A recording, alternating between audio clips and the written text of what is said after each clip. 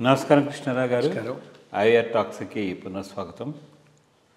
గత వారంలో హైదరాబాద్లో పుష్ప 2 ఫిలిం రిలీజ్కి ఫస్ట్ డే నాడు ఆర్టీసీ క్రాస్ రోడ్స్లో ఉన్నటువంటి సంధ్యా థియేటర్లో పిక్చర్ రిలీజ్ అయినప్పుడు అల్లు అర్జున్ అనే హీరో అక్కడికి వెళ్ళడం వలన విపరీతమైన జనం వచ్చి తొక్కిసలాట్లో ఇద్దరు వ్యక్తులు బాగా గాయపడిన విషయం, అందులో ఒక లేడీ మృతి చెందితే దీనికంతా కారణం ఆయనే కాబట్టి ఆయన్ని శిక్షించాలని చెప్పి భర్త కోర్టులో పిటిషన్ వేయడం వలన ఈరోజు జడ్జిమెంట్ అయితే వచ్చింది. ఆయన్ని అరెస్ట్ చేశారు. అరెస్ట్ చేసిన తర్వాత బెయిల్ మీద రిలీజ్ అయ్యారు.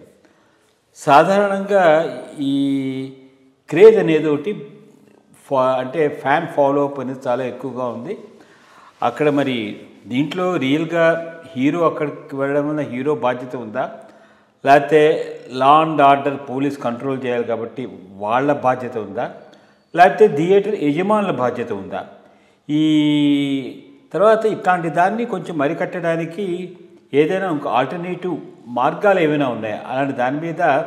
ఎందుకంటే ఇప్పుడు సినిమాల్లో ఈ పెద్ద హీరోలు అగ్ర హీరోల్లో ఉండేటువంటి ఈ ఫ్యాన్ ఫాలోయింగ్తో తొక్కిసలాట్లు ఎక్కువ అవుతున్నాయి. అలాగే 100 days సెలబ్రేషన్ అప్పుడు అఫ్కోర్స్ అది పెద్ద వెన్యూ కాబట్టి ప్రాబ్లం లేదు. ఈ చిన్న చిన్న వెన్యూస్లోకి ఇలాంటి వాళ్ళు వెళ్ళడం వలన జరిగే ఈ మామూలు ఇలాంటి తప్పిదాలను అంటే గౌరవ కళని ఆప్ చేయడానికి ఏవైనా చర్యలు తీసుకోవాలా అనేటువంటి దాని మీద ఒక చిన్న స్పందన. అంటే మామూలు రోజుల్లోనే సంధ్యా థియేటర్కి మనం ఎవరైనా వెళ్తే ఎక్కడ స్టాంపీడ్ జరుగుతుందో అనేటటువంటి ఫీలింగ్ అయితే వస్తుంది. అంత క్రాంప్డ్గా చాలా ఇన్కన్వీనియంట్గా ఉండే థియేటర్లలో అదొకటి. ఎనీ నెంబర్ ఆఫ్ టైమ్స్ ఆ అండర్ గ్రౌండ్ పార్కింగు రావటం, విపరీతంగా ఆ పొల్యూషను, అది యాక్చువల్గా ఎట్లా లైసెన్స్ అయిందో అనే దాని మీద క్వశ్చన్ మార్క్ ఉంది. ఇవన్నీ ఐ థింక్ చెన్నారెడ్డి గారి టైంలో వచ్చాయి, 1980sలోనూ ఎప్పుడు. ఏ రకంగా వచ్చాయనే చెప్పాల్సిన అవసరం కూడా లేదు. ఆర్టీసీ క్రాస్ రోడ్స్లో అన్ని థియేటర్స్ను అప్పట్లో లైసెన్స్ చేయబట్టి టెరిఫిక్ ట్రాఫిక్ జామ్స్ కూడా అక్కడ అవుతూ ఉండేవి, ఇప్పటికి కూడా అవుతూ ఉండవచ్చు. సో ఫస్ట్ ఆఫ్ ఆల్ యాక్చువల్గా ఆ రివ్యూ వెంటనే గవర్నమెంట్ చేయాల్సిన అవసరం ఉన్నది. సినిమాటోగ్రాఫ్ యాక్ట్ ప్రకారంగా లైసెన్స్ సరిగ్గా ఇచ్చారా లేదా, లైసెన్సింగ్లో లోపభూయిష్టాలు ఉన్నాయా, ఉంటే వాటిని సరి చేయటం, మేబీ ఒక థియేటర్ను మూసేసి ఒక థియేటరే ఉండేటట్టుగా చూడటం. అది చేయకపోతే సంధ్యా థియేటర్ లాంటివి అంటే ఇటువంటివి కానీ ఎక్కడెక్కడైతే ఇట్లా చాలా మల్టీ థియేటర్స్ ఉండి సరైన ఫెసిలిటీస్ లేవు. ఇప్పుడు మల్టీ థియేటర్స్ అంటే ఇప్పుడు ఇవన్నీ వచ్చాయి కదా, కొత్తవన్నీ ఇవి మన మల్టీప్లెక్సెస్, చాలా వాస్ట్, పార్కింగ్ సపరేటు పద్ధతి ప్రకారం కట్టారు. ఎప్పుడో కట్టినవి, సరిగా కట్టినవి. సో అది ఒక మేజర్ ఇష్యూ.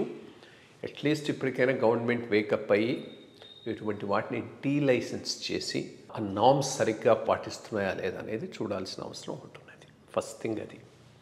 సెకండ్, ఈ ఒకటి అన్అనౌన్స్డ్గా వచ్చాడంటున్నారు, అది తప్పు. ఇప్పుడు పాయింట్ ఈస్ ఆయన ఎటువంటి పబ్లిక్ ఫిగరు, ఎంత ఫాలోయింగ్ ఉంది, ఎట్లా మాస్ని అట్రాక్ట్ చేస్తున్నప్పుడు ముందు నోటీస్ ఇచ్చి రావాలి, కానీ అనౌన్స్డ్గా ఎక్కడికి వచ్చేటటువంటి పరిస్థితి ఆయనకు ఉండకూడదు. సో ఒకవేళ అన్అనౌన్స్డ్గా వచ్చి ఉంటే అంతవరకు తప్పు కూడా ఆయన మీద ఉంటుంది. బట్ మోర్ ఇంపార్టెంట్లీ అక్కడ ఆ సినీ థియేటర్ యాజమాన్యం వాళ్ళు వెంటనే పోలీసులకు ఇన్ఫామ్ చేశారా, పోలీసులు రెస్పాండ్ అయినారా, చాలా ఇష్యూస్ ఉన్నాయి. సో వీళ్ళందరి మీద దీని మీద ఉంటుంది. లాస్ట్కి వస్తుంది ఎవరైనా కానీ ఇట్లాంటి పబ్లిక్ ఫిగరు, విఐపీలు, ఎందుకంటే గ్రౌండ్ రియాలిటీ తెలియదు, సడన్గా వచ్చేసి ఉండొచ్చు, తెలుసుకునే లోపల జరిగిపోతాయి ఇవన్నీ. That's a problem with it. So అందుకని పర్సనల్గా ఇతనిని దీనికి హోల్డ్ చేయటం అంత కరెక్ట్ కాదేమోనని నా అభిప్రాయం. బట్ నేను కేసు కోర్టులో జరుగుతూ ఉంది, ఏమొస్తుందో చూద్దాం. ఇది ఒక మేజర్ ఆస్పెక్ట్ ఆఫ్ దిస్. ఇది దృష్టిలో పెట్టుకొని ఇటువంటి విషయాల్లో ఇప్పుడు రేపు ఏదైనా పొలిటికల్ పొజిషన్స్ చాలా పార్టీస్ తీస్తూ ఉంటాయి, పెద్ద లీడర్స్ ఉంటారు. పొలిటికల్ ప్రొసెషన్స్లో ఏదైనా జరిగితే లీడర్ను మనం రెస్పాన్సిబుల్ చేయగలమా, చేస్తారా? ఇప్పుడు ఇది ప్రెసిడెంట్ ఒకటి ఏర్పాటు చేశారు. సో దీని ప్రకారం అప్పుడు కూడా అదే వర్తించాలి కదా. సో దీనికి మొత్తం ఆ లైసెన్సింగ్ సిస్టమ్ నుంచి, పోలీసుల నుంచి, యాజమాన్యం నుంచి వీళ్ళదే ప్రైమరీ రెస్పాన్సిబిలిటీ అని నేను అనుకుంటున్నాను.